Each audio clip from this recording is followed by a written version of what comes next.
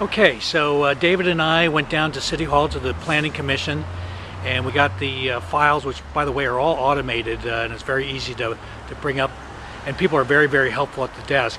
But we found some very interesting things regarding the house with the poles on it, and about the height limit that they could go.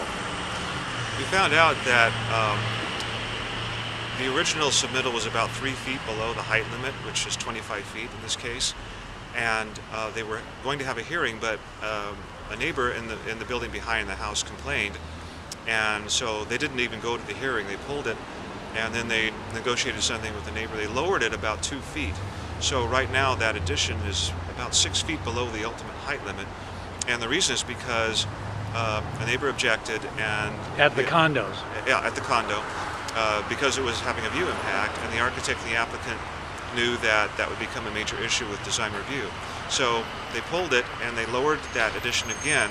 So they're going to design review later this month, and then they're going to see what the board says. But and it set a precedent, right, for the other houses on the street? Yes.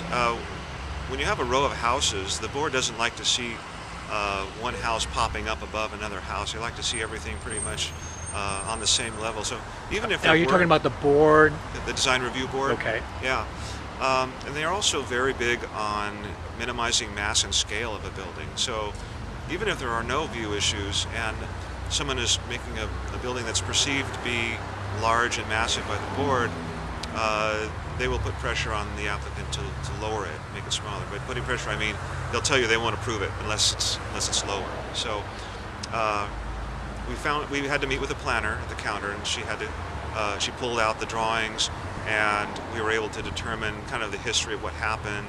So I think the people in the condo behind them can be very confident that that even though there's the height limit is higher than that addition, that they'll not be allowed to increase that height and block anyone's view back. And from being in the place yesterday and seeing the view, even if it went up the full 5 feet, it really wouldn't impact that second floor. Probably impact more the first floor type of people. And that's the nice thing about those story poles is when they set them up, they have to be certified, and so you know that no one's cheating, and you can really see what the view impact is. And if there's none, everybody knows, and if there's a view impact, then the neighbors can deal with it and appropriately. Okay, great. Well, that was very informative, and we're going to continue to do a series of these, and like this was an ocean side of Coast Highway scenario. We're going to do some on the side of the hills and start giving some idea that when you ask that famous question, can anybody go up and block our view, you'll have a good idea what you have to go through to figure out whether they can or not. Yeah, and thanks, Sean, for letting me have a chance to explain how all this works. And why don't you give how they can contact you? Sure.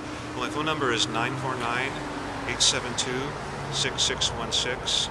My website is www.dmparchitect.com, and my email address is dmparchitect@yahoo.com. Great. Yeah, and I'm Sean McCracken. You can catch me at 949-290-5317, or Sean at welcometothedream.com, or my website welcometodream.com, or subscribe here to YouTube. Thanks so much. Hope you enjoyed that. Bye now. Good.